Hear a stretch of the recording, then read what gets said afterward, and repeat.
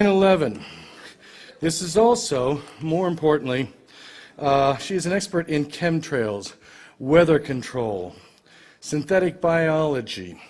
She's the preeminent researcher in this of what's happening in your skies that affect you on a biological or synthetic level. This is very cutting edge stuff. The dark agenda of synthetic biology. Please, I won't waste any more time. Welcome the very wonderful Sophia Smallstone. Thank you. This actually is an hour or so, this presentation. We might not have time for questions, but you can ask me at the banquet, or you can come to my table tomorrow and ask me as many questions as you like, which I probably won't be able to answer. So the thing about what's going on now is, how big is the big picture? And I used to think that if you went outside the box, you could see more. And a lot of people believe that this settles at the level of power and control, that if they have all the power, they have all the control, that's what they want. There's actually something beyond that, and that's what I've started to explore.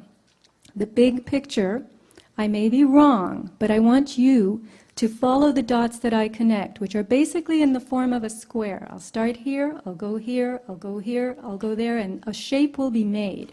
The terrain is huge. It's much, much bigger than I ever dreamed of. And so it's about really impressions and perspective. And I had a friend who's now no longer alive, Harriet. Harriet used to keep me awake at night on the phone and tell me things until 1 o'clock in the morning, notes that she had taken from listening to radio shows. She really taught me how to see. So, the real voyage of discovery consists not in seeking new landscapes, but in having new eyes.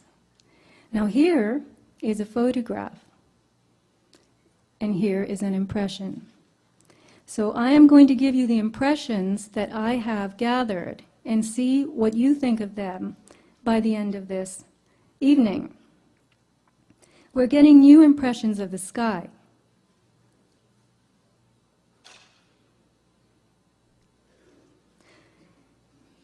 Once upon a time, clouds used to be puffy like this. Today, you see a lot of streaks, feathers, and unnatural crisscross configurations. When you look closely at what forms your impression, you can see that this is the impression version. You will see streaks, feathers, more feathers, lines.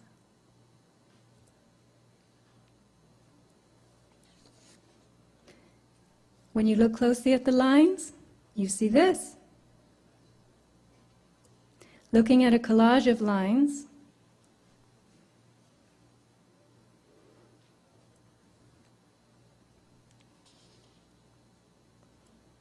with what appears to be a plane.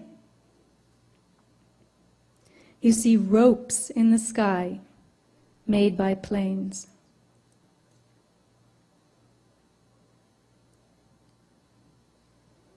Forming a web, a haze.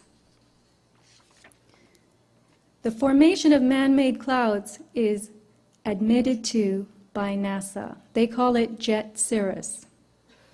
We're told that new atmospheric conditions are causing jet contrails to linger in the sky. But anything that stays in the sky for many hours fans out, as you see here, and forms a layer of material thick enough to block sunlight for miles, is not condensation. The con in contrail is for condensation. So if it isn't condensation, meaning water droplets that under normal circumstances quickly evaporate, then what is it? Here's the result of one. It was a huge donut. This is Cardiff State Beach, where I live, and it literally formed a big oval, a halo in the sky. Contrails typically form behind high-flying jets, so that's high altitude, in low humidity. Clouds typically form at low altitude in higher humidity. So the rule is this: clouds and contrails need opposite conditions to form. But today, we have vapor trails, as they call them, condensation trails turning into clouds and spreading out to form a low-altitude white haze. In many parts of the world, we're losing our blue sky. You see New Mexico in the past and New Mexico in the present. The word for this, many people call it whiteout. If you travel in a plane, this is what you're going to see from the window. There's a demarcation line where the white arrow is. I call it the spray line, below which the world is seen through a veil, and above which you have that true deep blue sky. We live in the veil. We live in a white world of whatever it is that's descending on us from above. Our visibility is impaired. The sky, as we look up at it, is now a much lighter blue. But the change has been so incremental that most of us are too busy to have noticed. When you look at airborne environmental samples and the soil and water samples that people have collected throughout the country, you get three types of materials: metallic salts, filaments or fibers, and engineered biologicals. Metallic salts are oxides. Aluminum, titanium, barium are three examples. And it appears now that the air around us has been filled with these metallic oxides, which are conductive particles. So the air is no longer neutral. Air is supposed to be neutral to support life. It is not supposed to be charged. The air around us is also filled with fibers. And if you get a black light, apparently you can buy them at Home Depot, you can see, I've got to find my mouse, here it is, this.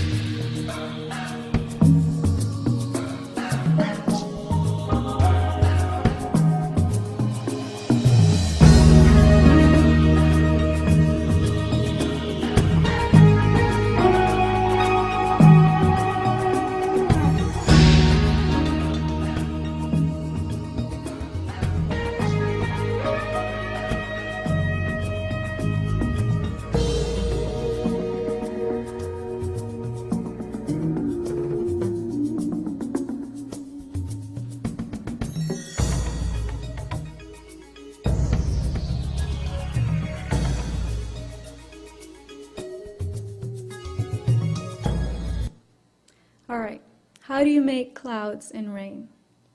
Clouds are formed from moisture that evaporates from the Earth's surface, carried upward on air that's warmed by the sun. As the warm air rises, it begins to cool. There's a certain point, they call it the dew point, D-E-W. And at that point, the moisture in the air begins to condense around particulates which are in the air. And these particulates are usually dust or salt. These particulates are called condensation nuclei. They have an affinity for moisture, dust, salt, like water, okay? As more water vapor gathers around the particulates, the combination becomes unstable, which is a raindrop. So we know that particulates in the atmosphere nucleate, meaning they gather into raindrops. Now here is something interesting. Daniel Rosenfeld, he's an atmospheric scientist, Hebrew University, Jerusalem. He claims that pollution particulates actually prevent rain by forming very tiny, very stable droplets that remain suspended and do not fall earthward. Now this was headlines. You can Google, pollution stops rain. If this is correct, then it suggests that the smaller the particulate, the more stable the droplet. So this is how you would get clouds to hang in the sky as haze, or so-called clouds. And so it would seem that you could create cloud-like masses simply by releasing small enough particulates into the atmosphere. And those clouds would not fall. They would spread outward instead to form haze. Which leads us to the subject of geoengineering, defined as the large-scale manipulation of the Earth's environment to suit human needs and promote habitability. Last year, scientists began to discuss something called SAG, stratospheric aerosol geoengineering, which was supposedly spraying soot and sulfates in the atmosphere to form a shield against the heat of the sun. This presumes the notion of man-made warming, the idea being that atmospheric science can rescue us from climate change, which is nature's retaliation against us for creating global warming. For now, we're told that this is a future consideration, but for years, we've already been seeing strange clouds and hazy skies. What exactly is dripping here? This is a photo I took, Cardiff, California, and I call these the bearded clouds. And here you have this new form, they tell us, new form of cloud, a hooked cloud called cirrus uncinus. And here you have asperatus. This is like the canopy effect, blanket. This is another picture I took. I had never seen this kind of cloud before. I'd only seen photos of it, and then it suddenly appeared. The presence of strange clouds, persistent haze, and impaired visibility is not just in the air and sky. It must be having an effect on the ground, on the Earth's soil and water. Francis Mangles is a retired federal wildlife biologist and botanist from Mount Shasta. And he notes that between the 1950s and 60s, jets did not leave many contrails. Today, what appear to be jet contrails are much more frequent and last for 10 to 20 hours. And here's what they look like over these beautiful mountains and lakes.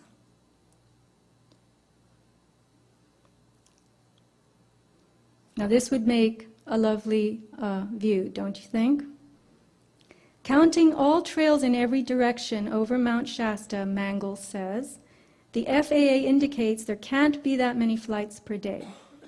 The number has been as high as over 30 contrails at once, and I've counted 100 just before weather fronts. Typically, heavy spraying days are just before weather fronts that come in from the Pacific. So here you have a photo of this man who is a retired federal wildlife biologist and a water specialist. Lab tests from Northern California show very high levels of aluminum and barium in soil and pond water. Francis Mangles told me that at 100 micrograms per liter, when he was working for the federal government, you were shut down, 1,000 micrograms per liter. So I asked him what normal is, what's tolerable, and he said 5/10, 0.5 micrograms per liter is considered normal. So here you have the findings from pond water in Mount Shasta. You can see 12,000 micrograms per liter. UG is short for microgram, which is 24,000 times normal. Snowdrift at 8,000 feet, 61,100 micrograms per liter. Way, way past normal. And here you have a lined pond. So please picture a lined pond. A pond with a liner, vinyl something, in Bella Vista. And you got a reading, or the person who did this, I know him, Dane Wigington, got a reading 375,000 micrograms per liter in this little pond. Mangles has, I will repeat, a master's of science in water-related subjects. And he also reports that a house, the soil tested outside this house in Northern California was 3,000 times, 3,000 micrograms of aluminum more than the soil under the house. I'm sorry, I said 3,000 times. Anyway, so what does this mean? It means that something is dropping from above and is affecting the soil around the house, but not underneath it. So you can't say that this is in the groundwater. You can't say this is in the earth itself, coming from the earth. It's got to be coming from the environment. The dying of the trees. I've spoken to Charles Little. He's the author of this absolutely fantastic book, which you can buy still by going to half.com or Amazon used books. It is about the natural or biotic reasons for tree death, and also the effects of industry and deforestation, which began decades ago. When manufacturing exploded, acid rain, different forms of pollution started to affect trees. But what has come along since this book was written is this. Nowadays, we have an effect coming out of the environment that can't possibly be natural. Look at this corkscrew. I took this picture myself. This is the wine opener style. You have nature trying to cope with the introduction of new substances, particularly metallic oxides, which are also the metallic salts.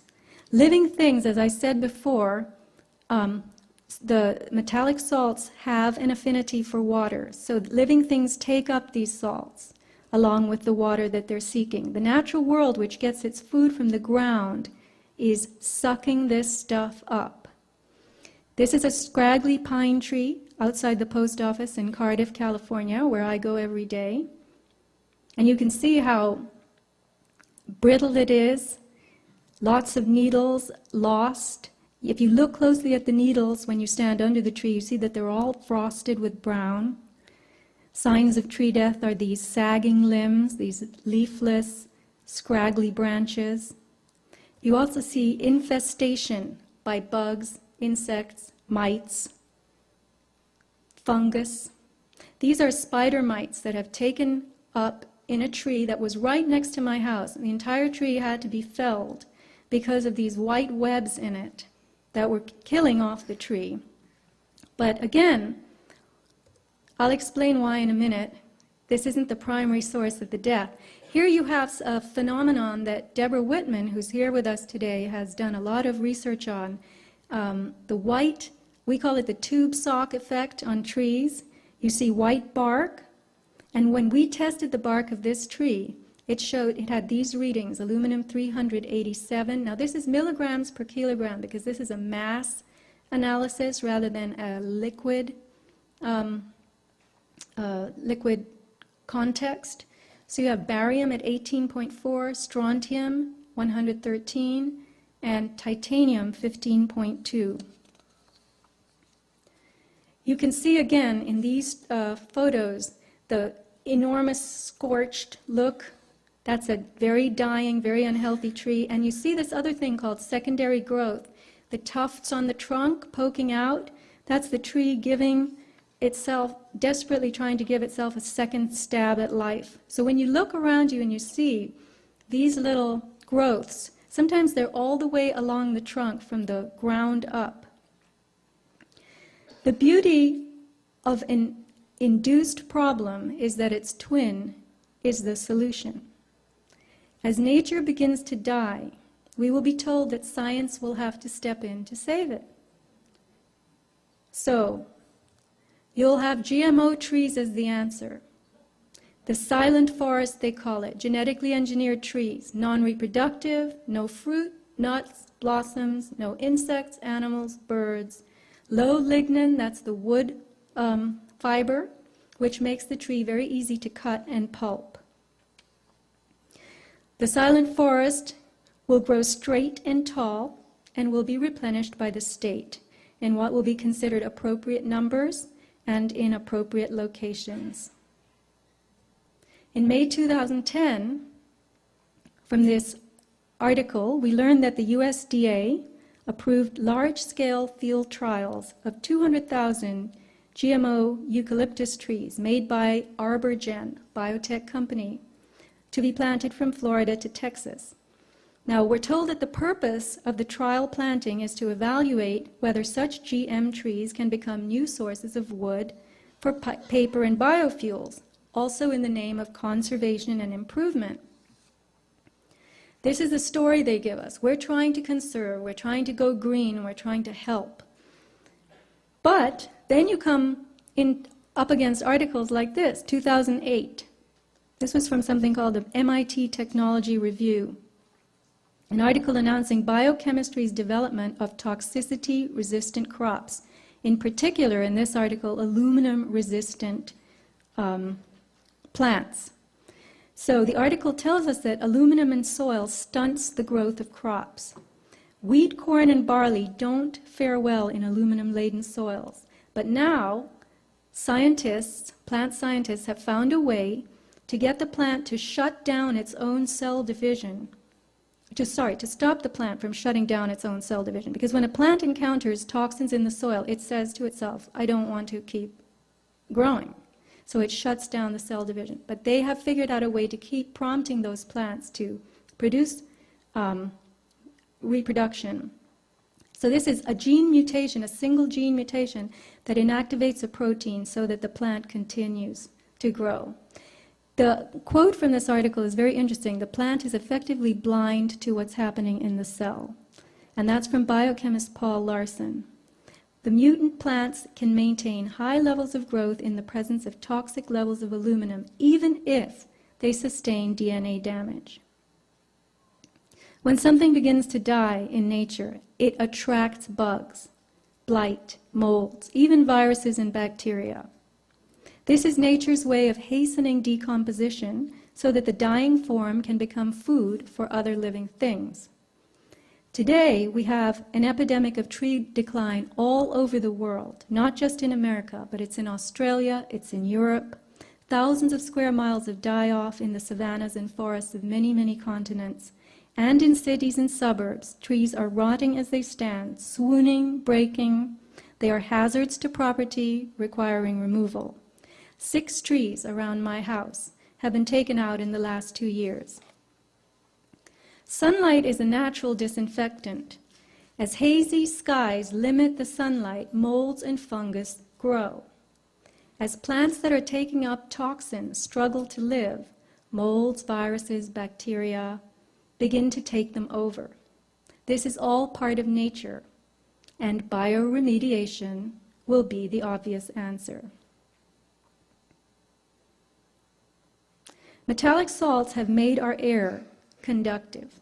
This means that we and everything around us can transmit and propagate energy. The air is no longer neutral. It no longer supports, in a healthy way, living things. The second group of materials found in these environmental samples is unidentifiable fibers. And I really want you to appreciate the meaning of unidentifiable. These fibers have been sent to sophisticated laboratories, and there is nothing in the databases that match them. So these are fibers, we could say, that do not exist in nature.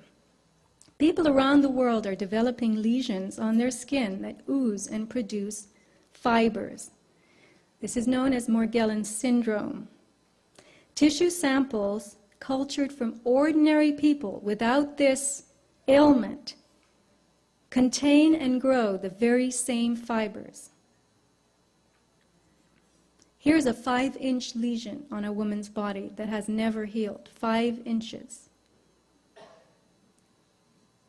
The fibers or filaments are actually tubules with hollow insides. When these fibers are cultured, they produce colonies of filaments. You can see the extension filaments.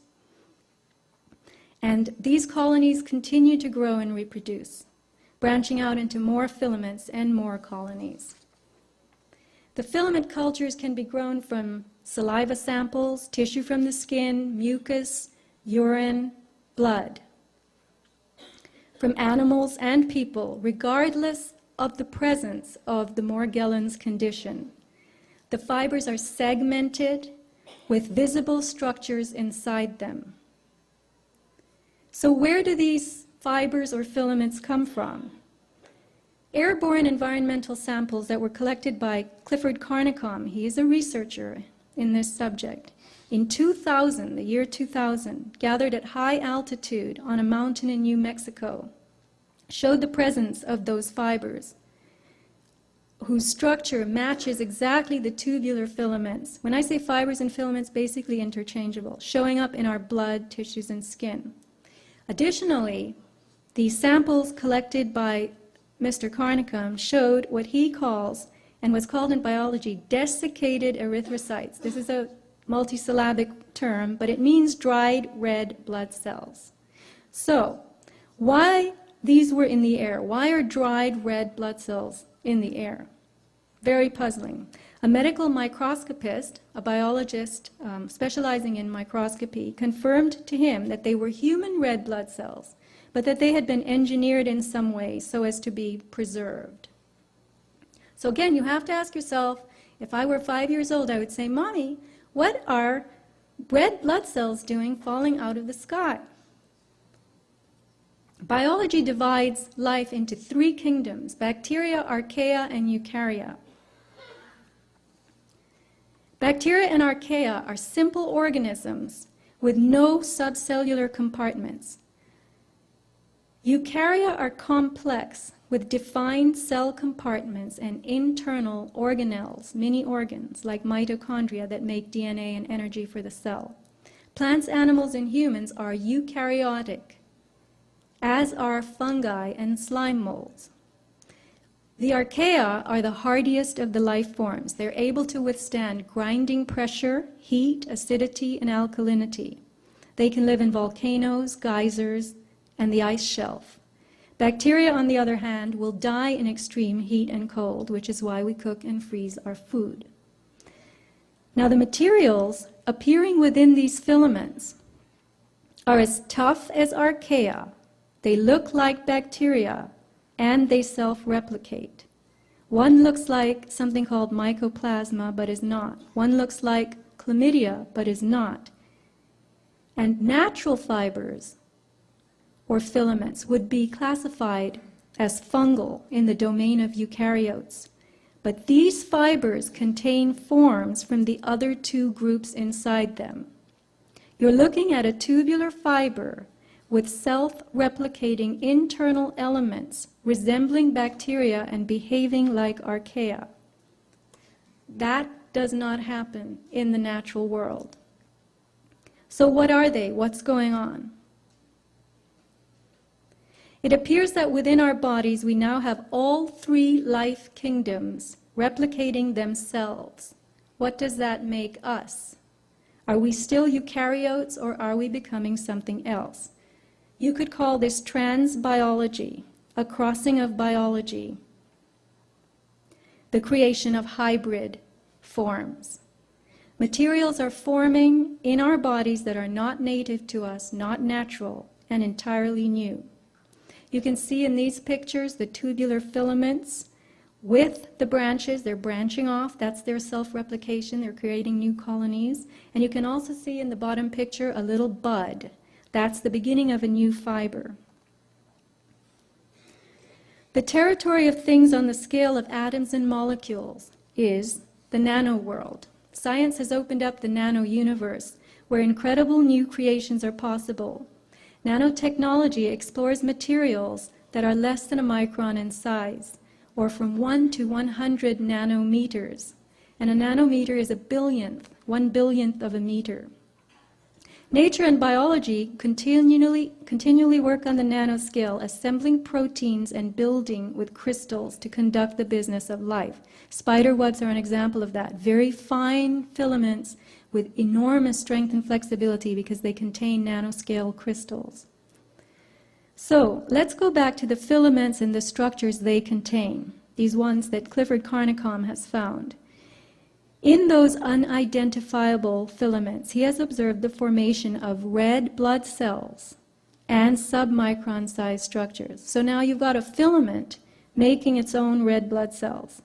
The engineered cells, the red blood, very, very tough, withstanding excesses of heat and chemicals, indicating that they are designed to endure almost anything. He has put them in a Bunsen flame, he has poured bleach on them, acid, and they still endure. In addition, they are able to replicate, growing outside of the body in a petri dish. This is highly sophisticated technology, going on by itself, not in a laboratory. So we're witnessing red blood growing outside, having nothing to do with the bone marrow, in a petri dish, in somebody's very low-level lab. Could it be that artificial materials are being introduced into living things? Here you have, this comes from the nanotech industry. It's what I call the nanotech pyramid. You start with materials, you go up to structures, processes, and devices.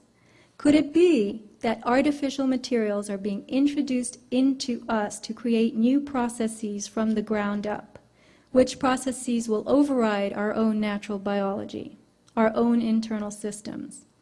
People with advanced Morgellons syndrome started with fibers coming out of their skin, and they're now observing very strange crystalline forms and metallic devices. The fibers became multicolored,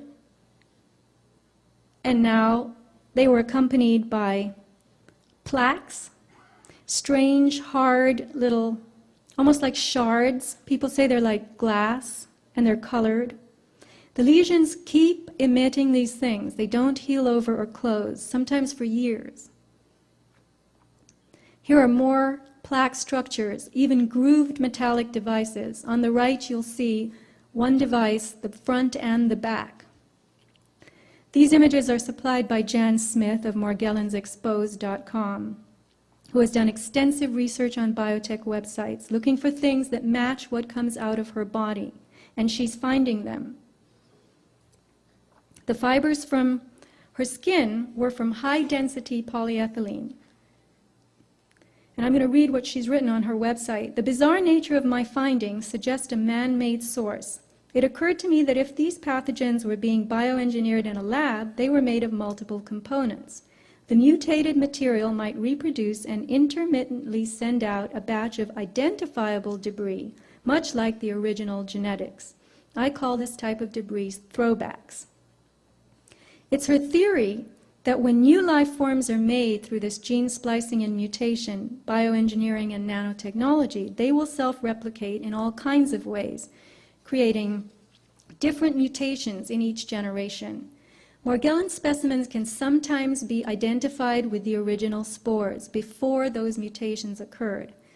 Jan found 3 varieties of something called Omycota fungus in her specimens, as well as something else called Dictyostelium discoideum, which is a slime mold that is a major player in biomedical research today.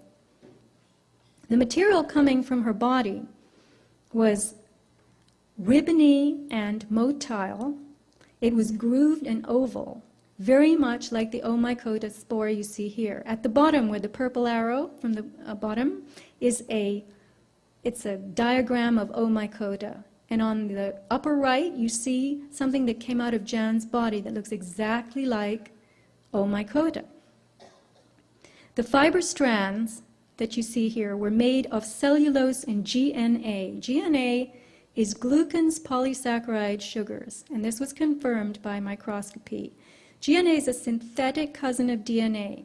It has a 3-carbon glycerol sugar in it instead of the 5-carbon that you find in DNA.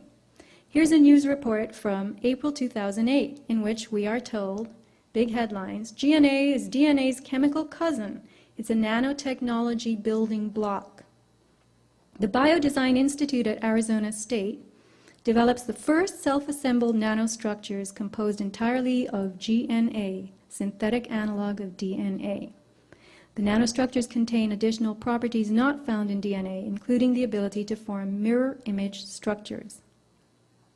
An NIH article from Japan, on research from Japan, also tells us that various conductive polymers and gold nanoparticles are entrapped within the helical superstructure of this GNA. Now, the particular sugar found in this GNA is called beta-1,3-glucans. And here you see it under what's called a Raman spectroscope, very sophisticated equipment. It looks, the microscopist who looked at this called it a sugar snake. So this is the GNA that you're looking at. When Jan's fibers were put to a high heat flame, they released what she calls a gold payload. So they dropped out this tiny little bead of gold. And here's more. The fibers that contain a head, she calls it a golden head, orbs, and they all have this payload in them. Here you have a nano array that she found, a couple of them in her body. Nano array is a tiny device used in biotech for DNA hybridization. And on the left, you see a diagram from an industry website of a nano array. And on the slide, you can see actually two of them. She's marked them with red X's that came out of her body, looking exactly like this. And again, I'll say it again, the nano arrays are these tiny devices that are used for DNA hybridization. So, I'm going to repeat my nanotech pyramid.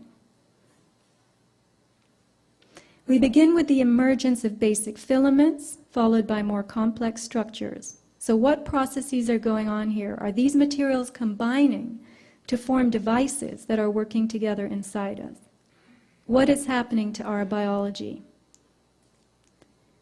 And remember that tissue samples obtained from ordinary people who have no Morgellons symptoms, no lesions, can be cultured to produce the very same filaments found in people with Morgellons.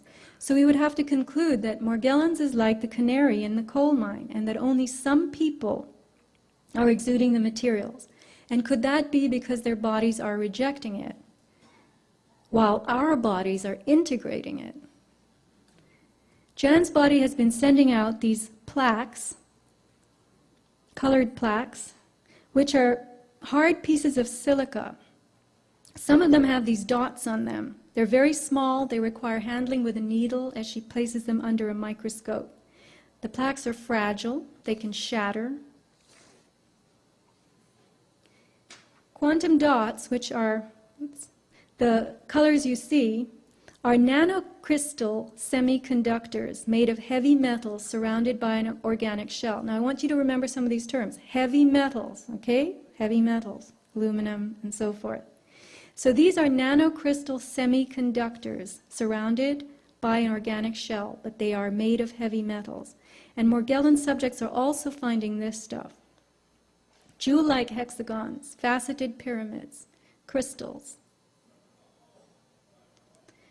Hexagons have shown up environmentally, not only in tissues, but they are in environmental fallout. This specimen is provided by Morgellons Research Group, and we have a table here this weekend, Mike and Jennifer from Morgellons Research Group. Here is a pink, ruby-colored pink layered crystal. The little inset image, you can see actually the layers in it. This was an environmental crystal found. Here is something that was not visible to the naked eye, but the woman who told me about it and sent me the photo was looking at hay. She lives in Oregon, and she was looking at a piece of hay under her microscope, and she found this bright pink, teeny tiny little crystal. You get crystals with embedded hexagons, strands that glitter. The one on the right, that's a glittering strand that came out of somebody's body. Here's a picture of tissue from a lesion with several crystals. You can see the arrows attached to it. You can see the fiber coming out from the bottom. You have combinations of wires and those quantum dots. Now here are the nanotechnology dyes. And there you see the colored plaques that have been coming out of people's bodies. One on the below has fibers attached to it. The industry tells us that quantum dots are tiny nanocrystals whose small size gives them unprecedented tunability. Okay? Tunability. The piezoelectric effect is the internal generation of a voltage when an outside pressure is applied, and vice versa. You can Google the piezo effect.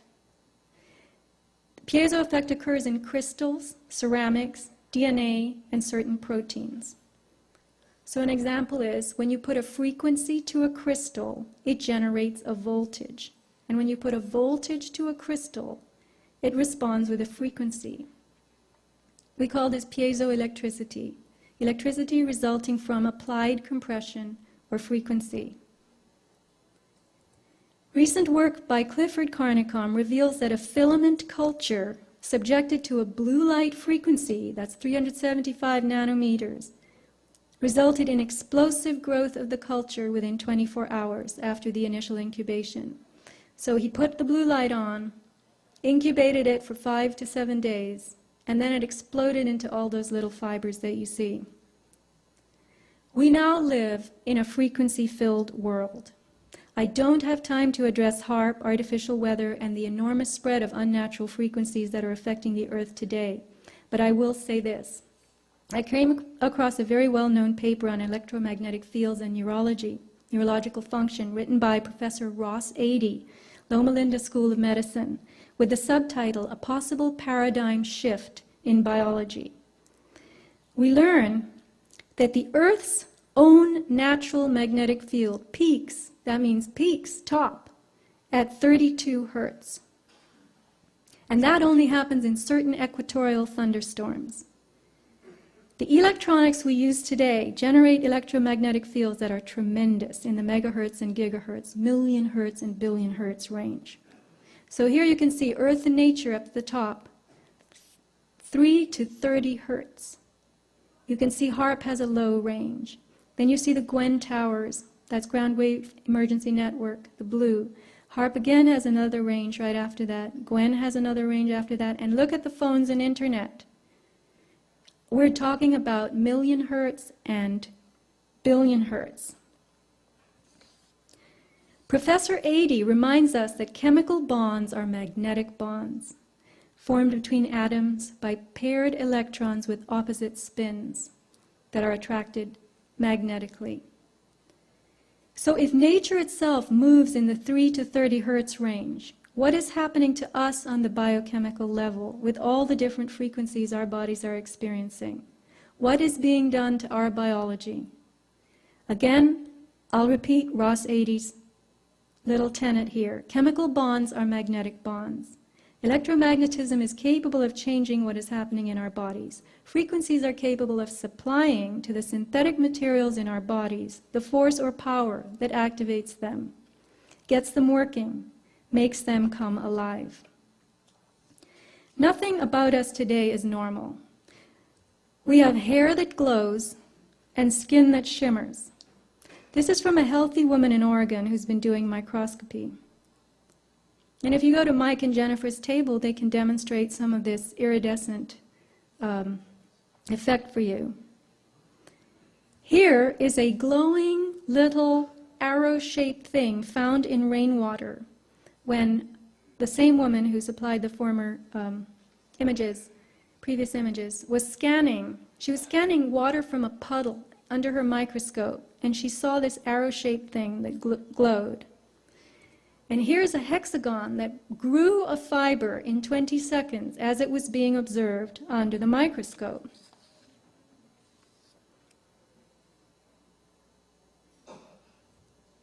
The field of synthetic biology is a new frontier of science. It draws from biochemistry and biomedicine, genetics, robotics, radiation biology, and information technologies. Using nanotechnology, its goals are to improve and transcend the limits of nature. On February 21st of this year, Time magazine had a feature story on the singularity, the term signifying the merging of man with machine. The story was released on Valentine's Day, February 14th, to underscore a love affair, the marriage of humanity and technology.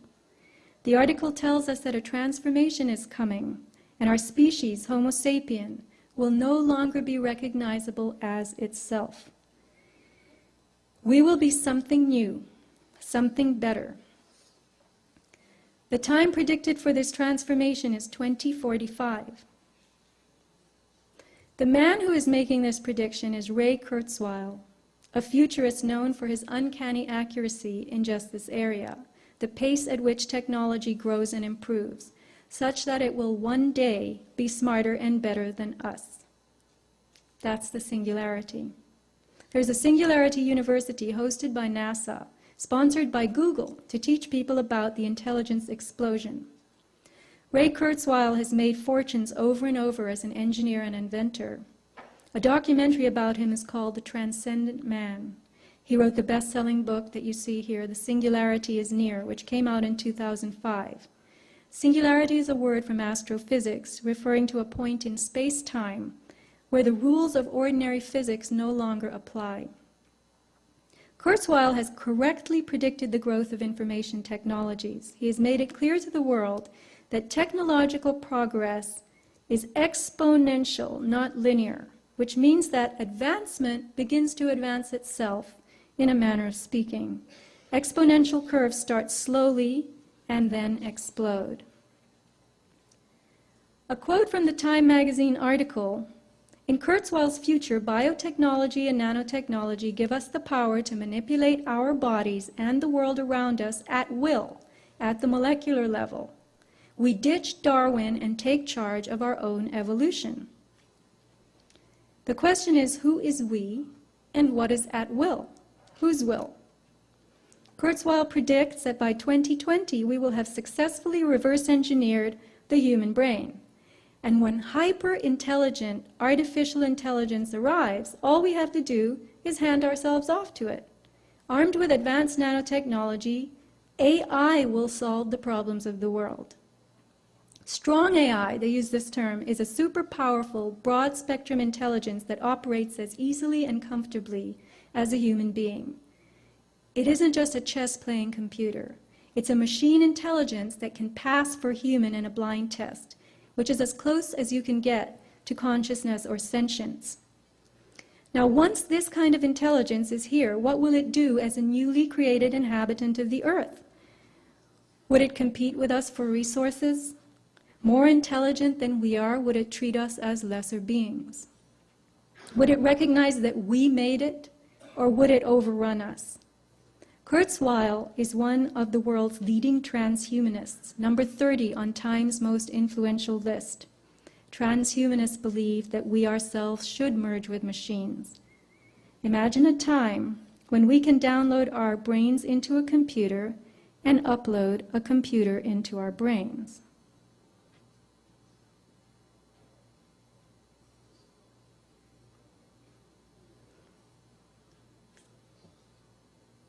Not starting. The three great overlapping revolutions sometimes goes by the letter G and R. And G stands for genetics. Really, another word for it is biotechnology, is mastering the information processes in our biology. And we ultimately will actually be able to reprogram biology away from disease and from aging. N stands for nanotechnology. In the next 25 years, we will have blood cell-sized devices that go inside your body and keep you healthy from inside.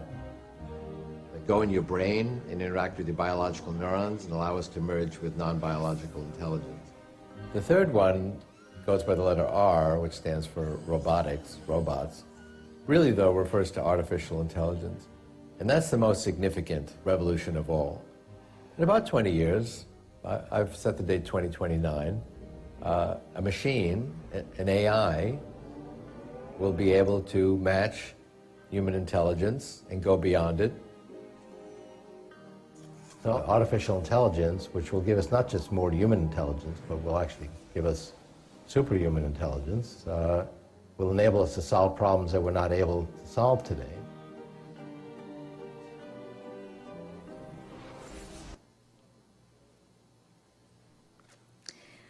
Artificial blood cells are mentioned again in The Transcendent Man. Whoops.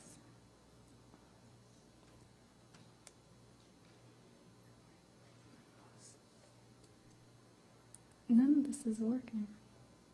I'm sorry, oh, here it is. Okay. Biology is very impressive and intricate, clever, but also very suboptimal compared to what we ultimately will be able to engineer with nanotechnology. We are building devices now that are at the nanoscale. This is a design of a robotic red blood cell conservative analysis of these respirosites shows that if you were to replace a portion of your red blood cells with these robotic versions, you could do an Olympic sprint for 15 minutes without taking a breath, or sit at the bottom of your pool for 4 hours. We'll be able to download software against specific pathogens, including ones that have never been seen before, not be subject to autoimmune disorders. And if you look at what will be in principle feasible with nanotechnology, we can go far beyond the limitations of our version 1 bodies.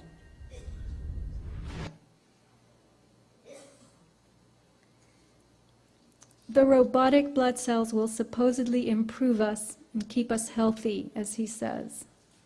But what if that's just the gloss to sell us on such bodily intrusions? Just as we're being sold on the idea of a smart environment, a techno-matrix that will vibrate with not just intelligence but connection. What indeed is the World Wide Web? We may think it's the internet, but it will be the humming network of everything connected through ubiquitous intelligence, intelligence that is everywhere. Artificial intelligence will connect the world. Homo sapien will be transformed into Homo evolutus. Biological processes will be run by technology. Living things will not be reproductive. The earth will be populated with engineered species, and all processes will be patented, licensed, and controlled. You could consider nanotechnology the installation of artificial intelligence in living and non-living things. Smart dust and smart motes, for instance, are tiny nanosensors that can float and land anywhere. As Kurzweil declares, self-replicating nanotechnology will infuse everything around us with itself.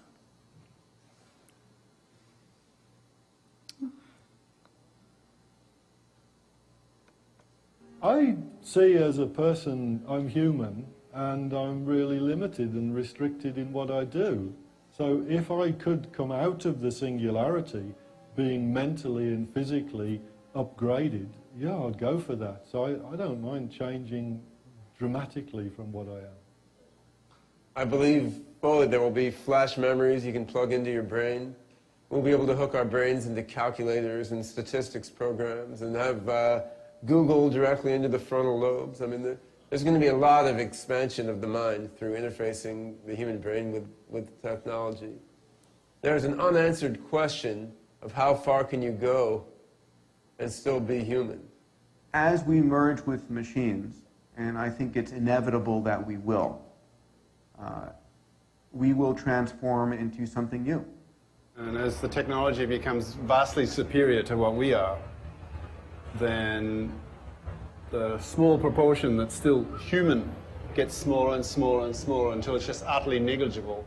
Anybody who is going to be resisting this progress forward is going to be resisting evolution. And fundamentally, they will die out.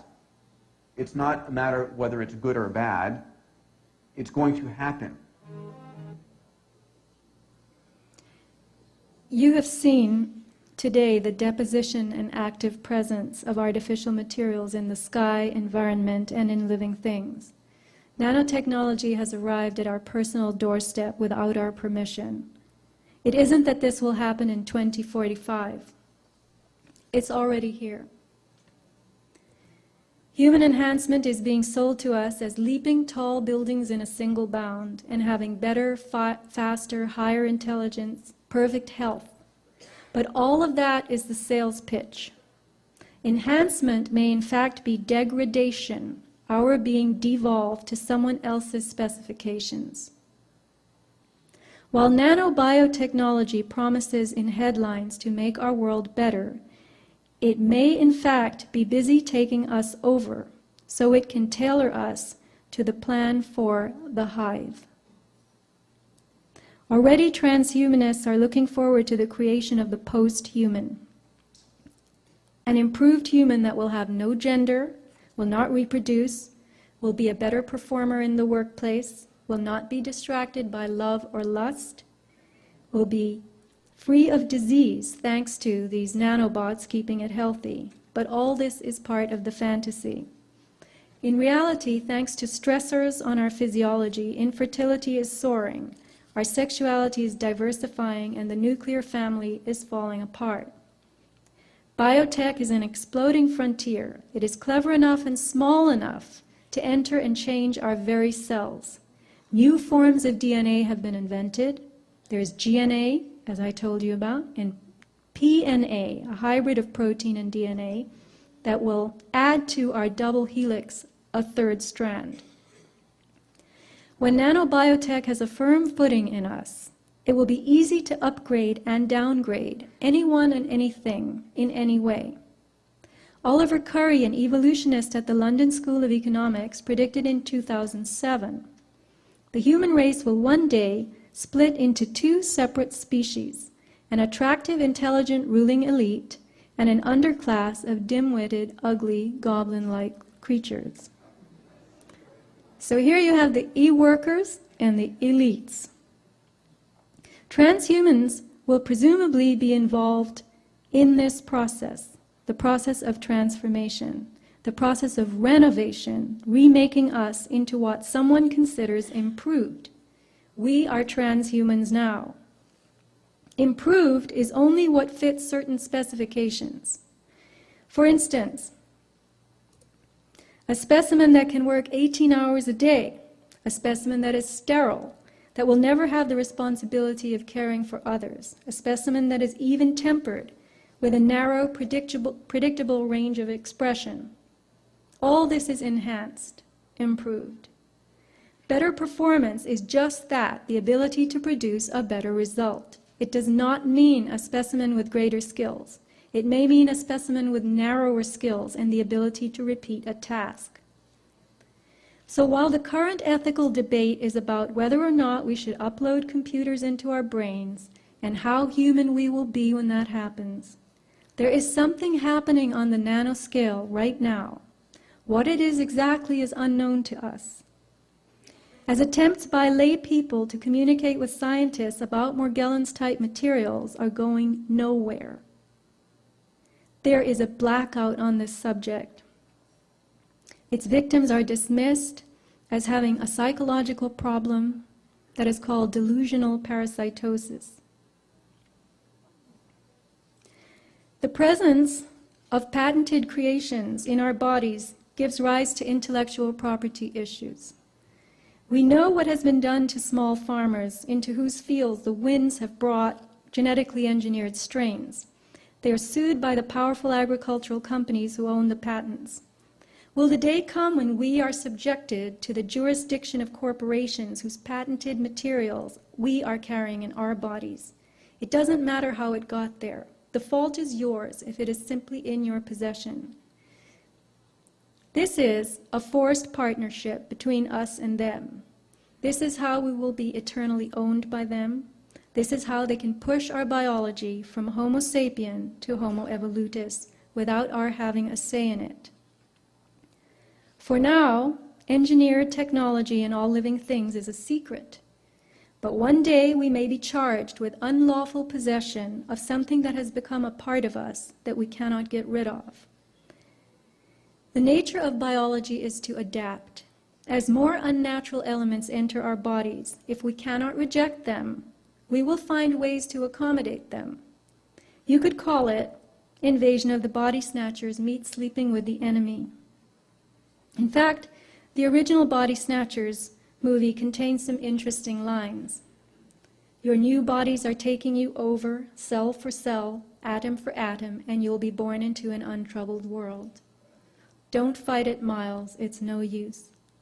Their bodies were now hosts harboring an alien form of life, a cosmic form.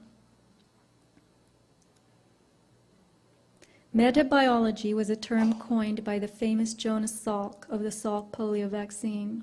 It describes a form of biological prospecting, exploiting genetics, using chemistry, physics, and radiation for commercial and other goals.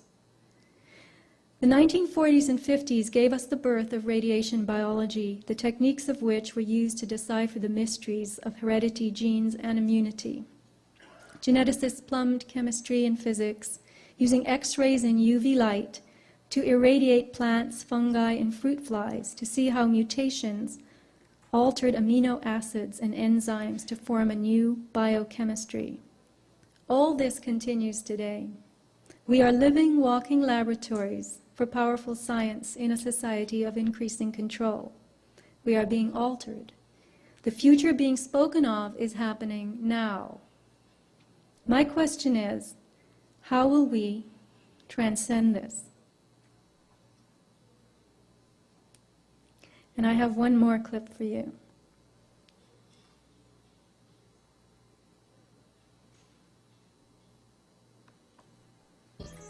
Nanobots will infuse all the matter around us with information. Rocks, trees, everything will become these intelligent computers. So at that point, we're going to expand out into the rest of the universe. We will be sending basically nanotechnology infused with artificial intelligence. Swarms of those will go out into the universe and basically find other matter and energy that we can then harness to expand the overall intelligence of our human-machine civilization. So the universe will wake up. It'll become intelligent. And that will multiply our intelligence trillions of trillions fold. You know, we can't really fully contemplate. And that's really the main reason this is called the singularity. But regardless of what you call it, it will be the universe waking up. So does God exist? Well, I would say not yet.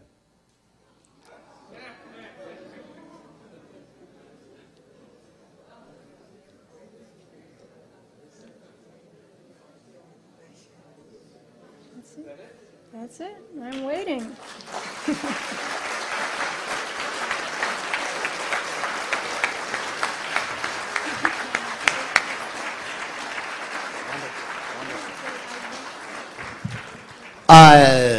What do you think, folks? Sophia Smallstorm, pretty amazing research, very important. Thank you, Sophia.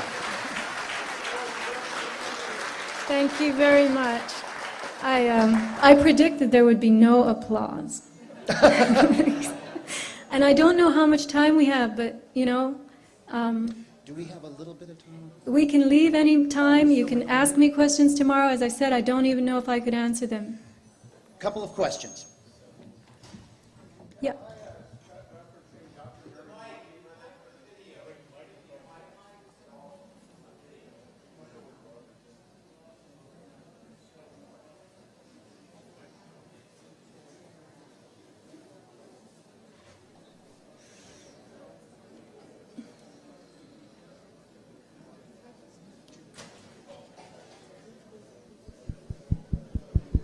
I think I heard the question a little bit. It was about Dr. Mary's monkey. Okay, speak up. Yeah, correct. Dr. Mary's monkey. Yes. With the Jonas Salk, brought up the Jonas Salk studies with the simian viruses, monkey viruses that contaminated the polio vaccines. I have a research associate who will be covering this at length on a website called waypasthuman.com.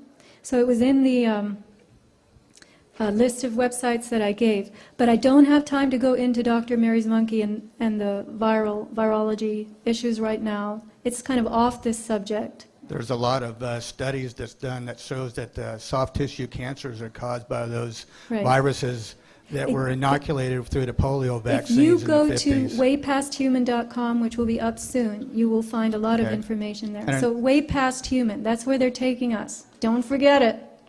And Who another feels- website, meandlee.com. Okay, thank you. All right, real quick, we've got very, very little time.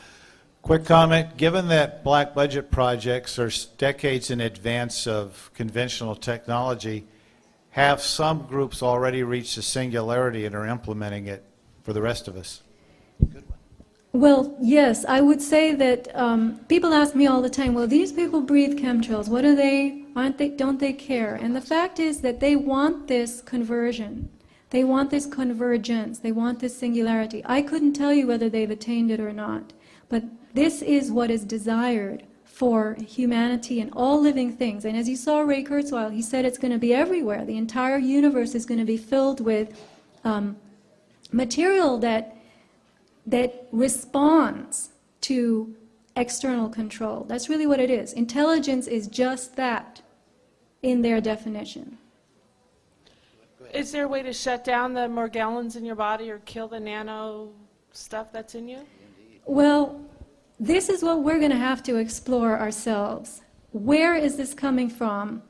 We have to become metabiological ourselves, beyond our own biology. I don't know if the frequencies that we're capable of generating through our consciousness, this is where you go into metaphysics, and I have not been able to put anything conclusive together, because who am I? I'm just like you.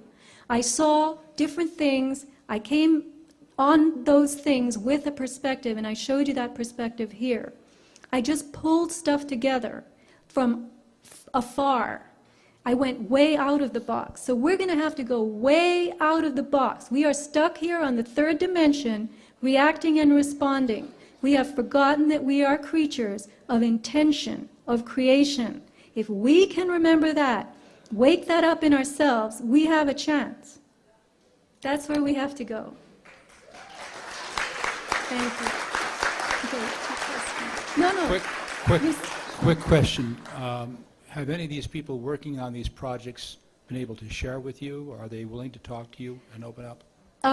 I've never approached them. I don't believe that they would. Morgellons, I almost called it McDonald's. Can you believe that? That's how ubiquitous it is. Morgellons is not acknowledged. It's acknowledged only as a psychological problem.